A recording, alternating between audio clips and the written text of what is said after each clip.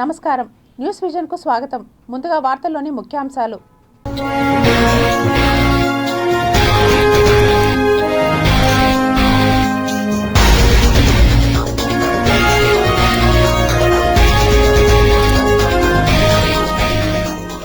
నదుల్లా మారిన దుబాయ్ రోడ్లు, నాన్ స్టాప్గా వర్షం, వరద ఉప్పెన. కోవిడ్ కంటే డేంజర్, ఒక్కసారిగా 20,000కు పైగా బాధితులు మృతి. కేరళలో భయానక వైరస్. 900 కోట్లతో రాజధాని అమరావతి గ్రామాలకు రోడ్లు. రాష్ట్ర పురపాలక శాఖ మంత్రి నారాయణ వెల్లడి. 182 గంటల దర్శన సమయంలో 164 గంటలు సామాన్యులకే. మంత్రుల ఉపసంఘంలో కీలక నిర్ణయం. తిరుమలలో కోయిల్ ఆల్వార్ తిరుమంజనం. ఆలయ గర్భగుడి, మండపాలు, ఆలయ ప్రాంగణాన్ని పవిత్ర జలాలతో శుద్ధి. గోవిందరాజస్వామి ఆలయంలో భారీ గోల్మాల్, 50 కేజీల బంగారం మాయం.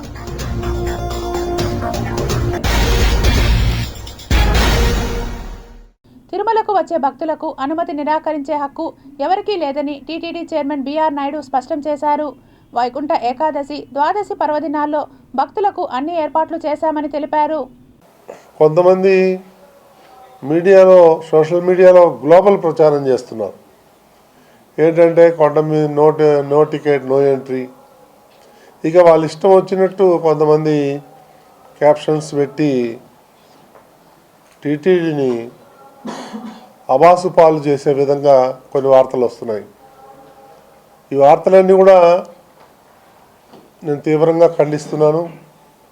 అటువంటి వార్తలన్నీ భక్తులు నమ్మొద్దని చెప్పేసి ప్రతి ఒక్కరిని కోరుకుంటున్నాం. ఈ విషయాలన్నీ కూడా మీ ద్వారా భక్తులకు చేరవేస్తే చాలా బాగుంటుందనే ఉద్దేశంతోనే మిమ్మల్ని అందరం ఈరోజు పిలిపించడం జరిగింది. కొండ మీదికి రావద్దు అని అనటానికి ఎవరికీ అధికారం లేదు, అధికారం ఉండదు కూడా. ఇప్పటి వరకు కూడా అలాంటివి సంఘటనలు ఎక్కడ కూడా జరగలేదు, ఇక మీదట కూడా జరగదు. మేము అప్పీల్ చేసేది ఏంటంటే ఆ మొదట 3 రోజులు ఏదైతే ఉందో వాటన్నిటిని దృష్టిలో పెట్టుకొని మీకు టోకన్లు ఉంటేనే దర్శనం జరుగుతుంది అనేదే మేము ఈ భక్తులకి ఇన్ఫర్మేషన్ చేరవేయాలనే ఉద్దేశంతోనే ఈరోజు సమావేశం. టికెట్ లేకపోతే రావద్దా అని అంటే వాళ్ళ ఇష్టం, రావచ్చు, కానీ దర్శనం దొరకదు. ఇవన్నీ కూడా భక్తులందరూ కూడా వచ్చే వదంతులని నమ్మకుండా మన టీటీడీని కానీ లేకపోతే మీలాంటి పత్రికా విలేకరులు కానీ అడిగితే వాళ్ళు ఉన్న వాస్తవాలు చెప్తారు. కాబట్టి ఏదో వదంతాలు ఈ మధ్య సోషల్ మీడియాలో పుంకాలుగా వస్తాయి. అలాంటి ఉద్దేశం టీటీడీకి లేదు. తిరుమల శ్రీవారి ఆలయంలో డిసెంబర్ 30వ తేదీన వైకుంఠ ఏకాదశి పర్వదినాన్ని పురస్కరించుకొని మంగళవారం కోయిల్ ఆల్వార్ తిరుమంజనం శాస్త్రోక్తంగా జరిగింది. ఈ వైకుంఠ ఏకాదశి కోసం దాదాపు ఒక 2 నెలల నుంచి అధికార యంత్రాంగం అందరూ కూడా కృషి చేస్తూ ఉన్నారు. పలుమార్లు అధికార యంత్రాంగము భక్తులు వస్తున్నటువంటి ఏరియాలన్నీ కూడా పరిశీలించి ఫీల్డ్ ఇన్స్పెక్షన్స్ నిర్వహించి ఎంట్రీ ఎగ్జిట్ పాయింట్స్, పకడ్బందీ బందోబస్తు, అన్నప్రసాదాలు, accommodation, queue line management, parking facilities ఇవన్నింటి మీద కూడా ప్రణాళిక సిద్ధం చేస్తే ప్రత్యేకంగా టీటీడీ బోర్డు కూడా ఒక సమావేశం దీని మీదనే ప్రత్యేకంగా ఏర్పాటు చేసుకొని చాలా పకడ్బందీ ఏర్పాట్లతో ముందుకు పోతా ఉన్నాం. ఇప్పటికే గవర్నర్ ముఖ్యమంత్రి వారు ఇచ్చేటువంటి దిశానిర్దేశం ప్రకారం టీటీడీ బోర్డు కొన్ని కీలకమైనటువంటి నిర్ణయాలు తీసుకోవడం జరిగింది. భక్తులందరికీ మీడియా ద్వారా ఇప్పటికే తెలియజేశాం. ఈ 10 రోజులు వైకుంఠ ఏకాదశి, ద్వాదశి, త్రయోదశి ఈ ఫస్ట్ 3 రోజులు ఆన్లైన్ లక్కీ డిప్ విధానంలో దాదాపు 1,89,000 మందికి టోకన్ జారీ చేయడం జరిగింది. భక్తులందరికీ అవకాశాలు కల్పించాలనే ఉద్దేశంతో టీటీడీ బోర్డు ఒక 5 రోజు సమయాలు వ్యవధి ఇచ్చి భక్తులందరినీ దీనికోసం రిజిస్ట్రేషన్ చేసుకోవాల్సిందిగా విజ్ఞప్తి చేస్తే దాదాపు 24 లక్షలు మంది భక్తులు ఈ 3 రోజుల టోకన్ల కోసం రిజిస్ట్రేషన్ చేసుకున్నారు. 1,89,000 మందికి లక్కీ విధానం టోకన్ జారీ చేశాం. వాళ్ళకి 30వ తేదీ, 31వ తేదీ, అదేవిధంగా 1వ తేదీ ప్రత్యేకమైన టైంలు ప్రతి ఒక్కరికి టైం స్లాట్ ఇండికేట్ చేయడం జరిగింది. తిరుమల లడ్డూలో కల్తీ నెయ్యి వాడకం ఇప్పటికే సంచలనం సృష్టించగా ఇప్పుడు దానిని మించిన ఘటన తిరుపతిలో చోటు చేసుకుంది. తిరుమల శ్రీవారికి స్వయాన సోదరుడైన గోవిందరాజస్వామి ఆలయంలో 50 కేజీల బంగారం మాయమైందన్న వార్త కలకలం రేపుతోంది. తిరుమల తిరుపతి దేవస్థానంలో అక్రమార్కులు పాగా వేస్తే ఏమవుతుందో గత ప్రభుత్వంలో జరిగిన విధానాలు కళ్లకు కట్టాయి.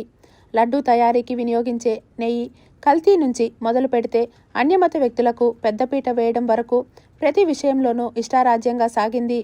ఈ నేపథ్యంలో కూటమి ప్రభుత్వం వచ్చిన తర్వాత ఒక్కొక్కటిగా నాటి అక్రమాలను బయటపెడుతోంది.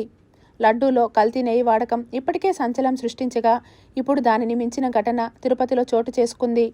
తిరుపతి పరకామణిలో జరిగిన చోరీ, కల్తీ నెయ్యి, వస్త్రాల కొనుగోలులో జరిగిన అవినీతి వంటి వ్యవహారాలు దేవదేవుడి క్షేత్రానికి మాయని మచ్చను తీసుకొచ్చాయి.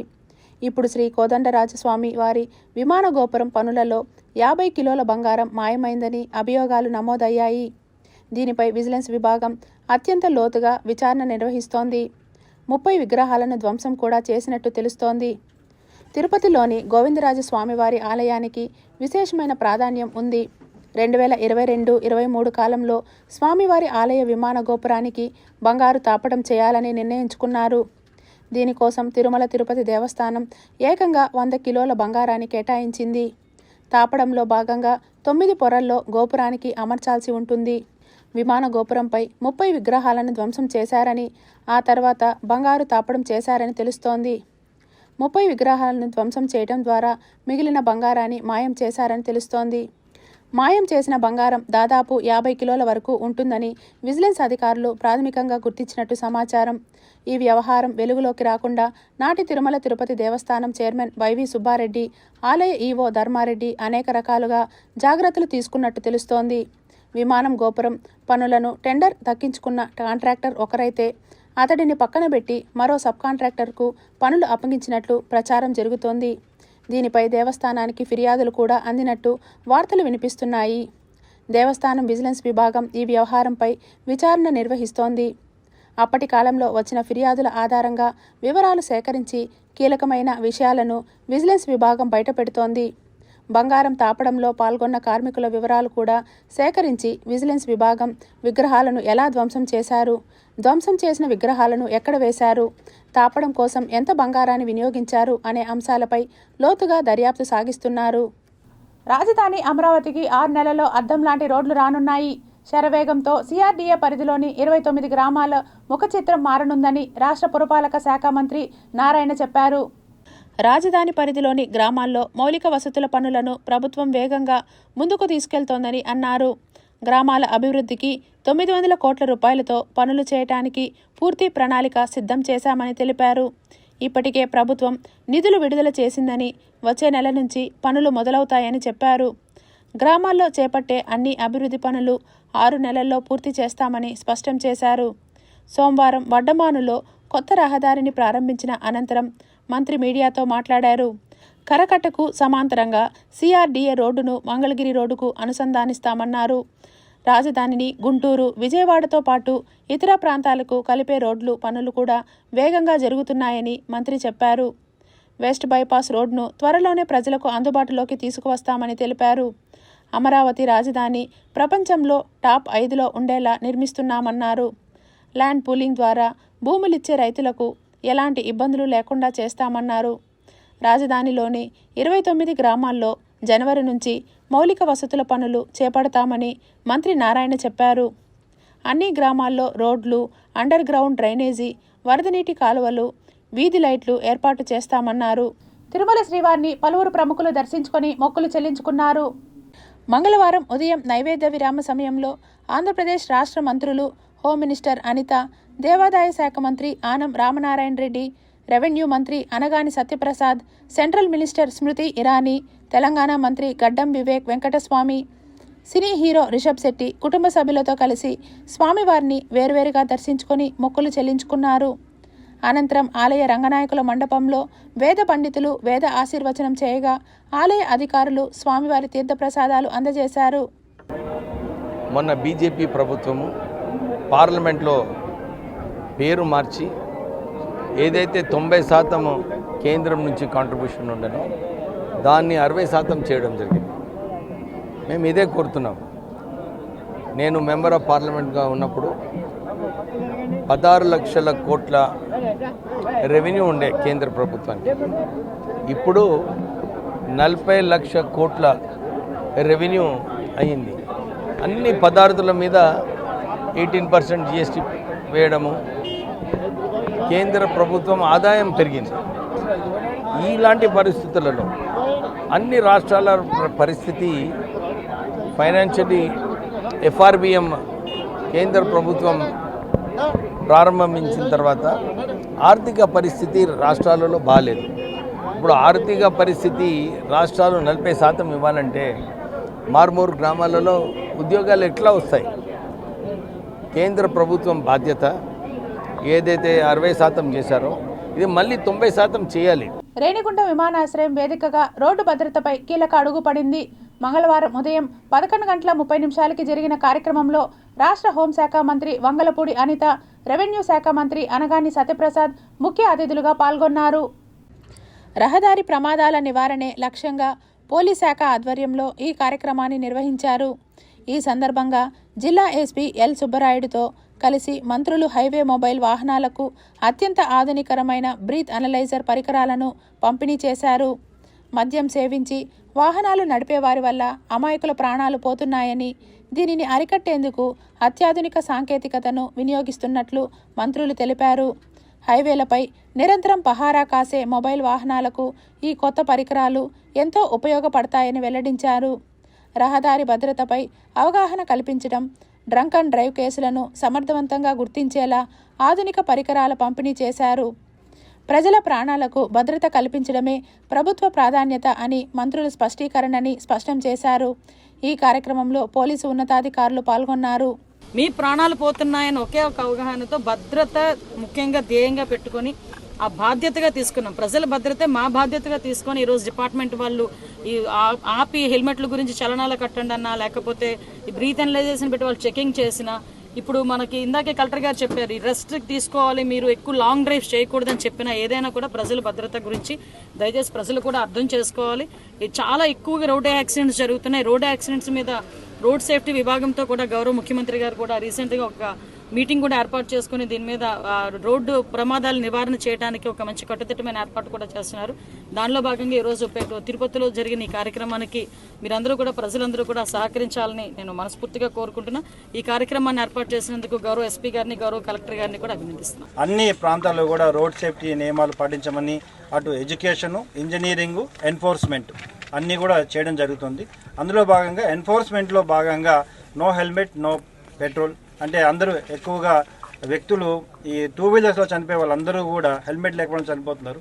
సో అందులో భాగంగా హెల్మెట్ వేర్ చేయమంటూ, అదేవిధంగా డ్రంక్ అండ్ డ్రైవ్ చేయడం వల్ల వాళ్ళకి ఇబ్బంది కలపడమే కాకుండా ఎదుటి వ్యక్తి వారిపై కూడా ఇబ్బంది కలిగే ప్రమాదం ఉంది. కాబట్టి డ్రంక్ అండ్ డ్రైవ్ పూర్తిగా నిర్మూలించాలనే ఒక ధ్యేయంతో అన్ని హైవే మొబైల్స్కి ఈ drunk and drive equipment, DD equipment ఇవ్వడం జరుగుతుంది. అదేవిధంగా అన్ని పోలీస్ స్టేషన్లకి డీడీ ఎక్విప్మెంట్ ఇస్తూ ప్రతి ఒక్కరు కూడా డ్రంక్ అండ్ డ్రైవ్ టెస్ట్ చేసి ఎవరైతే డ్రంక్ అండ్ డ్రైవ్ దొరుకుతారో వారిపై డ్రైవింగ్ లైసెన్స్ క్యాన్సిల్ చేయడం, వారు ఇంకా ఎక్కువగా మోతాదులో తాగి దొరికితే వారి యొక్క పోలీస్ ఐపీసీ కేసులు పెట్టి వారిని అరెస్ట్ చేయడం కూడా జరుగుతూ ఉంది. తిరుమల వైకుంఠ ఏకాదశి ఏర్పాట్లపై తిరుమలలో ఉన్నత స్థాయి సమీక్ష నిర్వహించి పలు కీలక నిర్ణయాలు తీసుకున్నారు. చాలా పెద్ద ఎత్తున ఏర్పాట్లు జరుగుతూ ఉన్నాయి. ఈ ఏర్పాట్లకి అనుగుణంగా ఎక్కడైనా చిన్న చిన్న ఇష్యూస్ ఉంటే వాటిని మరి మేము కూడా దాన్ని ఇంటర్ఫియర్ అయ్యి వాటిని అన్నిటిని కూడా సరి చేయమన్నాం. అవన్నీ కూడా సరి చేస్తూ, అంతేకాకుండా వచ్చేటువంటి భక్తులు ప్రతి ఒక్కరికి క్యూ లైన్లు ఎలా ఉంటాయి, ఏ స్లాట్స్ ఇచ్చారు, వాళ్ళ కంపార్ట్మెంట్స్ ఎలా పెడుతున్నారు, వెయిటింగ్ కంపార్ట్మెంట్స్లో ఏ విధమైనటువంటి వాళ్ళకి అన్నప్రసాదం కానీ, పాలు కానీ, ఇతరత్ర మంచినీటి సౌకర్యం ఇవన్నీ ఏర్పాటు చేసే విషయాల్లో ఏ రకమైన జాగ్రత్తలు తీసుకున్నారనే విషయాన్ని ప్రస్తావన చేయడం జరిగింది. అలాగే తిరుపతిలో కూడా వచ్చినటువంటి భక్తులు ఎలా పైకి తిరుమల వరకు రావాలి, ట్రాన్స్పోర్ట్ ఏంటి, వచ్చే వాళ్ళని అందరినీ ఎలా ట్రాన్స్పోర్ట్ సిస్టంలో పైకి తీసుకురావాలనే దానిలో అన్నీ కూడా ఏర్పాటు చేయడం జరిగింది. వీటన్నిటికీ ఒక విషయం మాత్రం ఈ సందర్భంగా చెప్పాల్సిన అవసరం ఉంది. ఇవాళ ఉన్నటువంటి కూటమి ప్రభుత్వం యొక్క లక్ష్యం, ముఖ్యమంత్రి చంద్రబాబు నాయుడు గారు ఇచ్చినటువంటి దిశానిర్దేశం, సామాన్య భక్తులకే పెద్దపీట వేయాలి, సామాన్య కుటుంబాల వాళ్ళకి దర్శన సౌకర్యం పెద్ద ఎత్తున మనకు ప్రాధాన్యతనిచ్చి ఏర్పాటు చేయండి అని చెప్పి దిశానిర్దేశం చేయడం జరిగింది. శ్రీ వెంకటేశ్వర భక్తి ఛానల్లో పనిచేస్తున్న 2 అన్యమత ఉద్యోగులను తొలగించాలని టీటీడీ ఈవో అనిల్ కుమార్ సింఘాల్ అధికారులను ఆదేశించారు. టీటీడీలో అన్యమతస్థులపై చర్యలు తీసుకోవడంలో భాగంగా ఎస్వీబీసీలో టెక్నీషియన్గా పనిచేస్తున్న అవాద్ బిన్ మొహసిన్ సనాజీ, ఆఫీస్ సబార్డినేటర్గా పనిచేస్తున్న ఎండీ కైసర్ పాషాను విధుల నుండి తొలగించాలన్నారు. ఈ నెల 31వ తేదీతో వారి కాంట్రాక్ట్ గడువు ముగుస్తుందని, అనంతరం వారిని కొనసాగించకుండా చర్యలు చేపట్టాలని ఆదేశించారు. తిరుపతిలోని టీటీడీ పరిపాలనా భవనంలో ఆయన సోమవారం ఎస్వీబీసీ విభాగంపై అధికారులతో సమీక్ష నిర్వహించారు. ఆయన మాట్లాడుతూ శ్రీవారి భక్తులకు శ్రీవారి వైభవాన్ని, కైంకర్యాలను హెచ్డీ ఛానల్ క్వాలిటీతో ఎస్వీబీసీ ఛానల్లో ప్రసారాలను అందించాలని ఆదేశించారు. ఎస్వీబీసీ ఛానల్ ఇప్పటి వరకు గంటకు స్పాన్సర్డ్ స్పాట్లు 12 సెకండ్లు మాత్రమే ఇస్తున్నారని, వాటిని 60 సెకండ్ల వరకు పెంచేందుకు చర్యలు తీసుకోవాలన్నారు. ఎస్వీబీసీలో విధులు నిర్వహిస్తున్న ఉద్యోగులు, వారి కుటుంబ సభ్యులకు మరో 2 ఏళ్లు క్రెడిట్ వైద్య సౌకర్యాలు కల్పించేందుకు చర్యలు చేపట్టాలన్నారు. ఈ సమీక్షలో ఎస్వీబీసీ బోర్డు సభ్యులు ఆనంద్ సాయి, ఎంఎస్ రాజు, ఇన్ఛార్జ్ సీఈఓ ఫణికుమార్ నాయుడు, పలువురు అధికారులు పాల్గొన్నారు. రియల్ ఎస్టేట్ వ్యాపారి రఘునాథ్ అనుమానాస్పద మృతి కేసులో టీటీడీ మాజీ అధ్యక్షుడు డీకే ఆదికేశవుల కుమారుడు డిఏ శ్రీనివాస్, కూతురు కల్పజ, డీఎస్పీ మోహన్ను సీబీఐ అధికారులు బెంగళూరులో అరెస్ట్ చేసిన అంశం చిత్తూరులో సంచలన చర్చగా మారింది. చిత్తూరుకు చెందిన పెద్ద కుటుంబంలో 2 అరెస్టులు జరగడంతో నగరంలో ఈ విషయం గురించి జోరుగా మాట్లాడుకుంటున్నారు. రియల్ ఎస్టేట్ వ్యాపారి రఘునాథ్ కర్ణాటకతో పాటు ఏపీలోనూ ఎక్కువగా భూ వ్యవహారాలు చేసేవారు. ఆదికేశవులతో సాన్నిహిత్యం ఉండేది. బెంగళూరు వైట్ఫీల్డ్లోని నిందితుల గెస్ట్ హౌస్లో 2019 మే నెలలో ఆయన ఉరివేసుకున్న స్థితిలో కనిపించారు. తన భర్తను కిడ్నాప్ చేసి హత్య చేశారని మృతుడి భార్య మంజుల బెంగళూరు హెచ్ఎల్ పోలీసులకు ఫిర్యాదు చేశారు. శ్రీనివాసులతో పాటు దామోదర్, రామచంద్రయ్య, ప్రతాప్ అనే వ్యక్తుల్ని అనుమానితులుగా కేసు నమోదు చేశారు. సోమవారం శ్రీనివాస్, కల్పజ అరెస్ట్ అయ్యారు. అప్పటి సీఐ మోహన్ కేసు నమోదు చేయగా సాక్ష్యాలను నాశనం చేశారనే ఆరోపణలతో ఆయన కూడా అరెస్ట్ చేశారు. మోహన్ ప్రస్తుతం డీఎస్పీగా ఉన్నారు. ముగ్గురికి కోర్టు 10 రోజుల పాటు రిమాండ్ విధించింది. ఈ ఏడాది మున్నెన్నడూ లేని విధంగా చలి వణికిస్తోంది. ఈ నెల ఆరంభం నుంచే తీవ్ర ప్రభావం చూపుతోంది. 10 ఏళ్లలో ఈ స్థాయిలో రాత్రి ఉష్ణోగ్రతలు ఎప్పుడూ పడిపోలేదని అధికారులు చెబుతున్నారు. జిల్లాలో సాధారణంగా ఈ నెలాఖరున జనవరి ఆరంభంలో కొద్ది రోజుల పాటు 10 డిగ్రీల మేర కనిష్ట ఉష్ణోగ్రతలు నమోదవుతుంటాయి. ఇందుకు భిన్నంగా గత 20 రోజుల నుంచి చీకటి పడగానే మంచు కురుస్తోంది. ఉదయం 7 గంటలు దాటుతున్నా సూర్యుడు కనిపించడం లేదు. సాయంత్రం 4 గంటల నుంచే చలి మొదలు కావడంతో ప్రజలు ఇళ్లకు పరిమితమవుతున్నారు. ఉద్యోగులు, విద్యార్థులు ఉన్ని దుస్తులు ధరించి బయటికి వస్తున్నారు. చలి తీవ్రత పెరగడంతో పాటు చిన్నారులు జలుబు, దగ్గు, ఆయాసం, జ్వరం, శ్వాసకోశ సమస్యలతో బాధపడుతున్నారు. చిత్తూరులోని ప్రభుత్వ, ప్రైవేట్ ఆసుపత్రులకు బిడ్డలతో తల్లిదండ్రులు క్యూ కడుతున్నారు. 2-3 ఏళ్లలోపు వారిలో బ్రాంకో నిమోనియా వ్యాపిస్తోందని వైద్య నిపుణులు చెబుతున్నారు. చిత్తూరు ప్రభుత్వ ఆసుపత్రిలో సాధారణంగా రోజు సగటున 100కు పైగా ఓపీలు దాటుతున్నాయి. చలి తీవ్రతతో జిల్లా వ్యాప్తంగా విద్యుత్ వినియోగం పడిపోయింది. ఉదయం గ్రీజర్లు వాడుతున్నా మిగతా సమయాల్లో తక్కువ వాడకం నమోదవుతోందని విద్యుత్ శాఖ అధికారులు తెలిపారు. జిల్లా ఈ ఏడాది మేలో 38.17 మిలియన్ యూనిట్లు వాడితే ఈ నెల 21వ తేదీ వరకు 27.72 మిలియన్ యూనిట్లు విద్యుత్ వాడినట్లు అధికారులు పేర్కొన్నారు. కొంచెం జాగ్రత్తగా ఉండి మనం బయట డైరెక్ట్ వాతావరణానికి మన శరీరంలో ప్రతి భాగం రక్షణగా ఉన్నప్పుడు కూడా చర్మము, ఊపిరితిత్తులు, శ్వాసనాళాలను ముక్కు నుంచి మొదలు పెట్టుకొని కళ్ళు, ఈ 3 డైరెక్ట్గా వాతావరణ డైరెక్ట్ కాంటాక్ట్లో ఉంటాయి. సో మనకు నేను ఊపిరితిత్తులకు సంబంధించిన కొన్ని జాగ్రత్తలు మీకు చెప్తాను. శ్వాసకోశ సంబంధించిన వ్యాధులు రాకుండా ఎలా జాగ్రత్త పడాలో చెప్తాను. చలి వాతావరణంలో వెళ్ళేటప్పుడు ఖచ్చితంగా మీరు మఫ్లర్లు, జర్కిన్స్ ఇట్లాంటివి ఖచ్చితంగా మంకీ క్యాప్స్ యూజ్ చేసుకోవాలి. అత్యవసరం పరిస్థితి తప్పితేనే బయట తిరగడం మంచిది. ఇవన్నీ వేసుకున్నప్పుడు కూడా అలర్జీ, ఆస్మా ఇట్లాంటి ప్రత్యేకమైన సమస్యలు బాధపడేవాళ్ళు కొన్ని మందులు మాత్రం డిస్కంటిన్యూ చేయకుండా, ఇర్రెగ్యులర్గా వాడకుండా కంటిన్యూగా వాడుకొని అలర్జీ సమస్యలు ఎక్కువ అటాక్స్ రూపం మారకుండా జాగ్రత్త పడాలి. ముఖ్యంగా చల్ల వాతావరణంలో ఉన్నప్పుడు ఇన్హేలర్స్ అవన్నీ వాడేవాళ్ళు జాగ్రత్తగా మీతో పాటు క్యారీ చేసుకోవాలి.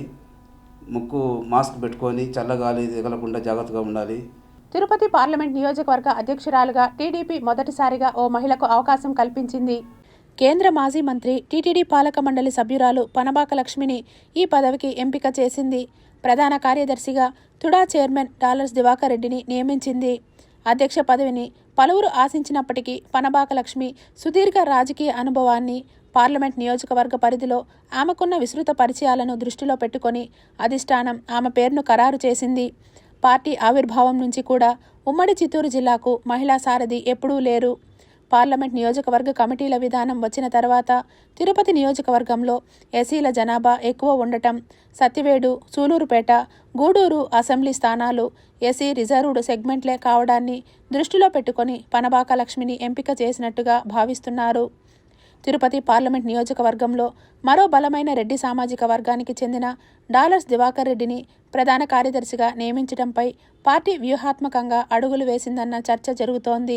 ఎన్నికలకు ముందు టీడీపీలోకి వచ్చిన దివాకర్ చంద్రగిరి, తిరుపతి, శ్రీకాళహస్తి నియోజకవర్గాల్లో కూటమి అభ్యర్థుల గెలుపు కోసం పనిచేశారు. యువనేత లోకేష్కు సన్నిహితంగా ఉంటూ వచ్చారు. ఇటీవల కేబినెట్ హోదా కలిగిన తుడా చైర్మన్గా నియమితులయ్యారు. అక్కడ తనదైన ముద్ర వేయటంతో పాటు పార్టీ వ్యవహారాల్లో చురుగ్గా కనిపిస్తుండడాన్ని పరిగణలోకి తీసుకున్న అధిష్టానం ప్రధాన కార్యదర్శిగా నియమించిందని పార్టీ వర్గాలు అభిప్రాయపడుతున్నాయి. దొడ్డాపురం వీధిలోని ప్రభుత్వ పాఠశాలలో అభివృద్ధి పనులకు ప్రణాళికలు సిద్ధం చేయాలని నగరపాలక సంస్థ కమిషనర్ ఎన్ మౌర్య అధికారులను ఆదేశించారు. మంగళవారం ఉదయం 32వ వార్డు కార్పొరేటర్ శైలజ అధికారులతో దొడ్డాపురం వీధిలోని ప్రభుత్వ పాఠశాలను కమిషనర్ పరిశీలించారు. మరుగుదొడ్లు మరమ్మతులు చేయించాలని, స్టేజ్ ఏర్పాటు చేయాలని, ప్రహరీ గోడపై నెట్ ఫెన్సింగ్ ఏర్పాటు చేయాలని కోరారు. పాఠశాల ప్రాంగణం మొత్తం పరిశీలించిన కమిషనర్ మాట్లాడుతూ మరమ్మతులు చేసేందుకు, అభివృద్ధి పనులకు ప్రణాళికలు సిద్ధం చేయాలని అధికారులను ఆదేశించారు.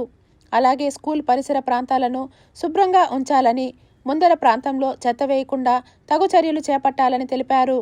పిల్లలు ఆడుకునేందుకు ఉన్న ఖాళీ స్థలం శుభ్రం చేసి అందుబాటులోకి తీసుకురావాలని అధికారులను ఆదేశించారు.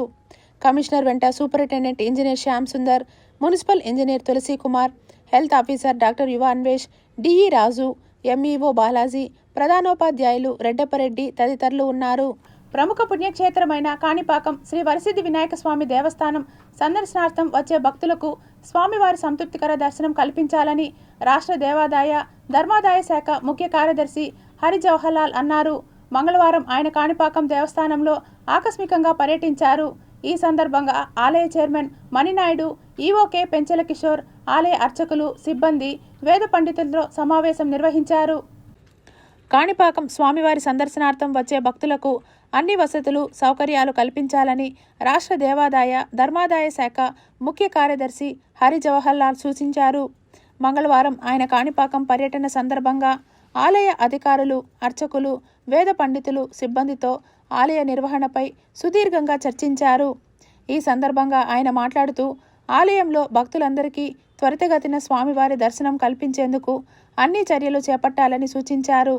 ముఖ్యంగా భక్తుల పట్ల ఆలయ సిబ్బంది మర్యాదపూర్వకంగా మెలగాలని తెలిపారు.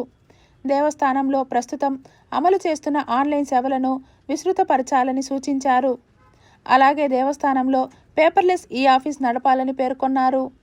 ప్రస్తుతం భక్తుల నుంచి వస్తున్న ఫీడ్బ్యాక్ను మరింత మెరుగుపరచాలని ప్రిన్సిపల్ కార్యదర్శి హరి జవహర్లాల్ పేర్కొన్నారు. దేవస్థానంలో అర్హులైన అర్చకులకు పదోన్నతులు కల్పించాలని, స్వామివారికి నిత్యం నిర్వహించే కైంకర్యాలను శాస్త్రోక్తంగా ఎటువంటి లోపాలు లేకుండా నిర్వహించాలని ఆలయ అధికారులు, వేద పండితులకు సూచించారు. ఈ సందర్భంగా ఆలయ అభివృద్ధిపై పూతలపట్టు ఎమ్మెల్యే కలిగిరి మురళీమోహన్ ప్రిన్సిపల్ కార్యదర్శి హరి జవహర్లాల్తో చర్చించారు. ఈ కార్యక్రమంలో ఆలయ chairman Mallinaidu, EO K Penchala Kishore, deputy EO K Sagar Babu, E Venkatanarayana, ఆలయ అధికారులు, అర్చకులు, వేద పండితులు పాల్గొన్నారు. ప్రముఖ పారిశ్రామికవేత్త పీసీ రాయలను భారత ప్రభుత్వం హిందీ సలహా కమిటీకి నామినేట్ చేయడం సంతోషం కలిగించిందని అన్నారు. భారత ప్రభుత్వం హోం వ్యవహారాల సహాయ మంత్రి ఆమోదంతో ఓడరేవులు షిప్పింగ్ మరియు జలమార్గాల మంత్రిత్వ శాఖ యొక్క హిందీ సలహా కమిటీ పునర్నిర్మాణానికి సంబంధించిన ప్రతిపాదనకు దీని ద్వారా అధికారిక సమ్మతి తెలియచేయడం జరిగిందని, తదనుగుణంగా హిందీ అధికార భాషా విభాగం పీసీ రాయలను నామినేట్ చేస్తూ ఒక ప్రకటనను విడుదల చేసింది. ప్రజలందరికీ అనునిత్యం సేవ చేస్తున్న తనను హిందీ అధికారిక సలహా కమిటీ సభ్యుడిగా నియమితులు కావటం పట్ల సంతోషాన్ని వ్యక్తపరిచారు. తనపై నమ్మకం ఉంచి ఇంతటి బృహత్తర బాధ్యతను అప్పగించడం పట్ల ఆనందాన్ని వ్యక్తం చేస్తూ బాధ్యతగా పనిచేసి తనకు అప్పగించిన నామినేటెడ్ పదవికి వన్నె తెచ్చేలా పనిచేస్తానని ఈ సందర్భంగా ఆయన తెలిపారు. తిరుపతి రాములవారి దక్షిణ మాడ వీధిలోని చిగోరా ఆధ్యాత్మిక సేవా కేంద్రంలో భారత మాజీ ప్రధాని పివి నరసింహారావు 21వ వర్ధంతి సందర్భంగా ఆయన చిత్రపటానికి పూలమాల వేసి ఘనంగా నివాళులర్పించారు. శ్రీ పివి నరసింహారావు గారి 21వ వర్ధంతి సందర్భంగా వారి చిత్రపటానికి ఘనంగా పుష్పాంజలి ఘటించడం జరుగుతోంది. వారు చేసిన ఆర్థిక సంస్కరణలే నేటికి జాతీయ బ్యాంకుల జాతీయకరణ, భూ సంస్కరణ తదితరులను చేస్తూ ఎన్నో సంస్కరణలకు ఆద్యుడైనటువంటి వారిని స్మరించుకుంటూ భారతదేశంలో ఉన్న ప్రతి పౌరుడు కూడా ఈరోజు పివి నరసింహారావు గురించి తలుచుకోవాల్సిన అవసరం నేటి యువత మీద చాలా ఉంది. అలాగే ప్రభుత్వాలు ఒకటే చేస్తున్న ఏ ప్రభుత్వానికైనా సరే తెలుగు వాచికాల్లోనూ తెలుగు పుస్తకంలోనూ మరి స్వాతంత్ర సమరయోధులతో పాటు మరి ఇటువంటి వ్యక్తులను కూడా వేయాలి. ఎందుకంటే మాటలు కాదు చేతలు అనే వ్యక్తి ఒక పివి నరసింహారావు గారు. మనము వాళ్ళ అడుగుజాడలో నడిస్తే ఎంతో అభివృద్ధి సాధించగలుగుతాము. అట్లాగే ఆయన అవధానం అన్న మాడుగుల నాగపణి శర్మ గారితో పాటు అతను కూర్చుని సాధారణమైన పుచ్చకుళ్లాగా కొన్ని సమస్యలు అడగడము లాంటివి ఇప్పటికీ మాకు గుర్తు. సో అటువంటివి మనమందరం కూడా మన భాష మీద పట్టు సాధించడం, ఇటువంటి పెద్దవాళ్ళని స్మరించుకుని మనం ముందుకు ఎదగడానికి కృషి చేయాలి. గాలేరు నగిరి సుజల స్రవంతి కాలువకు తన భూమి మొత్తం ప్రభుత్వం స్వాధీనపరుచుకొని కేవలం కొంత భూమికి మాత్రమే నష్టపరిహారం చెల్లించి మిగతా నష్టపరిహారం కోసం సంవత్సరాల తరబడి ప్రభుత్వ కార్యాలయాల చుట్టూ తిరిగినా స్పందించడం లేదంటూ తిరుపతి ప్రెస్ క్లబ్లో ఏర్పాటు చేసిన మీడియా సమావేశంలో రైతు ఆనందయ్య ఆవేదన వ్యక్తం చేశారు. నాన్ స్టాప్గా 1 కాదు 2 కాదు గత 17 సంవత్సరాలుగా ఎన్ని సంవత్సరాలు అంటే ఈ మధ్యకాలంలో దాదాపు ఒక 10 మంది కలెక్టర్లు మారిపోయి ఉంటారు, ఒక 10 మంది ఎస్డిసిలు మారిపోయి ఉంటారు, 10 మంది ఎంఆర్ఓలు మారిపోయి ఉంటారు, 10 మంది ఆర్డీఓలు మారిపోయి ఉంటారు. కానీ నా సమస్య మాత్రం ఇంతవరకు పరిష్కారం కాలేదు. సో ఇది ఎక్కడ లోపం అనేది ప్రభుత్వం సైడ్లో నుంచి లోపం అనేది ఎక్కడుందో మరి మాది అధికారులు చెప్పాలి, తర్వాత అధికారులతో పాటు పరిపాలకులు కూడా చెప్పాలి. సో ఒక రైతుని ఇన్ని సంవత్సరాలుగా ఇబ్బంది పెడుతూ మాకు రావాల్సిన పరిహారం ఇవ్వకుండా మా దగ్గర ఉన్న రికార్డ్స్ అన్నీ మీరు సక్రమంగా వెరిఫై చేసి మాది అవునా కాదని చెప్పండి అని అంటే దాన్ని పట్టించుకోకుండా సంవత్సరాల తరబడి తిప్పుతూ ఉంటే అసలు రైతులకు ఎక్కడ రక్షణ ఉంది? ప్రభుత్వ పాఠశాల భూమిని ఆక్రమించి అక్రమ నిర్మాణం చేపడుతున్న వ్యక్తిని ప్రశ్నించి అక్రమ నిర్మాణాన్ని పాఠశాల సిబ్బందితో అడ్డుకున్నారనే కారణంతో తనపై రాజకీయ నేతలు అండదండలతో కక్ష సాధింపు దిగుతున్నారని ఐరాల మండలం దివిటివారిపల్లికి చెందిన మునికుమార్ తిరుపతి ప్రెస్ క్లబ్ వేదికగా ఆవేదన వ్యక్తం చేశారు. అతను రాజకీయంగా ఈ పని చేశాడు. ఇది ప్రభుత్వ స్థలం, ఎటువంటి అనుమతి లేదు అతను కట్టుకోవడానికి. ఒక స్కూల్లో కట్టడానికి అంటే ఎటువంటి అనుమతి ఎవరైనా ఇస్తారా? అతను రాజకీయంగా 2018 నవంబర్ డిసెంబర్ నుంచి 2018 నేను చాలా గట్టిగా ఫైట్ చేశాను. కానీ అతను రాజకీయంగా కూడా అతను అందరినీ సర్దుబాటు చేసుకొని స్కూల్లో పనిచేస్తున్నటువంటి టీచర్స్ కూడా దీన్ని వ్యతిరేకించారు. స్కూల్ వాతావరణం దెబ్బతింటుంది, స్కూల్లో మీరు ఇటువంటి పనులు చేయొద్దండి అంటే అతను ఎవరి మాట వినలేదు. స్కూల్లో ఉన్న మేడమ్స్ కూడా అంత గట్టిగా వ్యతిరేకించిన అప్పుడు ఎంఈఓ గారు కూడా చెప్పారు మీరు చేయడం కరెక్ట్ కాదని. ఎంఈఓ గారికి లెటర్ పెట్టడం కూడా జరిగింది. అయినా అతను రాజకీయంగా మేనేజ్ చేసి ఆ స్కూల్లో బిల్డింగ్ కట్టడం జరిగింది. తిరుచానూరు పంచాయతీకి చెందిన యువ నాయకుడు బాలాజీ రెడ్డి మొదటి వర్ధంతిని ఆయన అభిమానులు ఘనంగా నిర్వహించారు. యువ నాయకుడు బాలాజీ మొదటి వర్ధంతి పురస్కరించుకొని ఆయన అభిమానులు పలు సేవా కార్యక్రమాలను నిర్వహించారు. తిరుచానూరు ప్రైవేట్ బస్టాండ్ వద్ద రక్తదాన శిబిరాన్ని ఏర్పాటు చేశారు. ఈ కార్యక్రమానికి ముఖ్య అతిథిగా తిరుచానూరు సర్పంచ్ రామచంద్రారెడ్డి విచ్చేసి ప్రారంభించారు. అనంతరం పేద ప్రజలకు అన్నదాన కార్యక్రమాన్ని నిర్వహించారు. ఈ సందర్భంగా ఆయన అభిమానులు మాట్లాడుతూ బాలు మొదటి వర్ధంతిని పురస్కరించుకొని పలు సేవా కార్యక్రమాలను నిర్వహించామని వెల్లడించారు. ముఖ్యంగా రక్తదాన శిబిరం ఏర్పాటు చేసి సుమారు 100 మందికి పైగా స్వచ్ఛంగా రక్తదానం చేశామని, అదేవిధంగా పేద ప్రజలకు అన్నదానం కార్యక్రమంతో పాటు ఆయన ఆశయాలను కొనసాగిస్తామని చెప్పారు. ఈ సేవా కార్యక్రమంలో కిరణ్, వినయ్, విజయ్, చిన్న, సుధా, భాస్కర్, నవీన్, కుటుంబ సభ్యులు తదితరులు పాల్గొన్నారు. ఆర్ బాలాజీ అన్నగారు ప్రథమ వర్ధంతి ఈరోజు. దాని కార్యక్రమంగా అన్నదానము అనేది జరగడం ప్లస్ రక్తదానం కూడా చేస్తున్నాము. అందులో పాల్గొన్న ఆర్ఆర్ అన్నగారు, సర్పంచ్ గారు, ఎక్స్ సర్పంచ్ గారు, వాళ్ళ తమ్ముడు గారు నరేష్ అన్న అందరూ కలిసి ఇప్పుడు అన్నదానం కూడా చేయడం జరిగింది. ప్రతి ఒక్కరు స్నేహితులు ఎంతమంది ఉన్నారో అందరూ వచ్చి రక్తదానం కూడా చేశారు. ఇలాంటివి ప్రతి సంవత్సరం మా అన్నగారి కోసం మేము చేయడం అయితే జరుగుతుంది. ఈరోజు మా అన్నగారైన ఆర్ బాలాజీ మొదటి వర్ధంతి సందర్భంగా అన్నదాన కార్యక్రమం, బ్లడ్ డొనేషన్ క్యాంప్ నిర్వహించడం జరిగింది. ఇదే విధంగా ప్రతి సంవత్సరం మా అన్నగారి ఆశయాన్ని కొనసాగిస్తామని తెలియజేస్తున్నాం. Tirupati bullion gold jewellery and silver merchants association సమాచారం మేరకు తిరుపతి లోకల్ బులియన్ మార్కెట్లో బంగారం, వెండి ధరలు ఇలా ఉంటాయి. 24 క్యారెట్ల బంగారం 10 గ్రాముల ధర 1,40,840 రూపాయలు. 22 క్యారెట్ల బంగారం 1 గ్రాము ధర 12,700 రూపాయలు. వెండి 1 కేజీ ధర 2,16,400 రూపాయలు. రీటైల్ వెండి 1 గ్రాము ధర 221 రూపాయల 40 పైసలుగా ఉంటుంది. వార్తలు ముగించే ముందు ముఖ్యాంశాలు మరోసారి.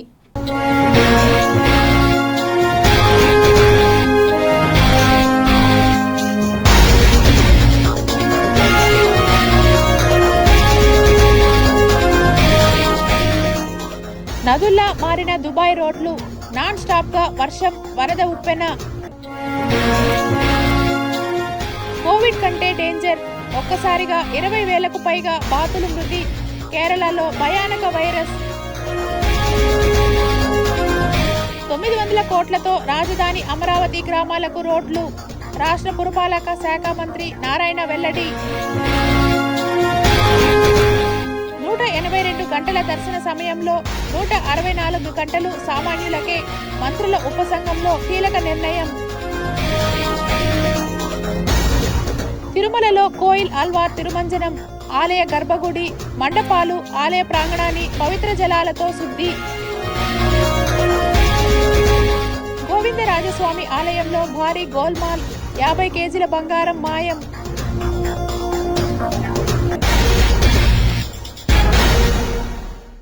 ఈ వార్తలు ఇంతటితో సమాప్తం. సమగ్ర సమాచారంతో న్యూస్ విజన్లో మళ్ళీ కలుద్దాం. అంతవరకు సెలవు. నమస్కారం.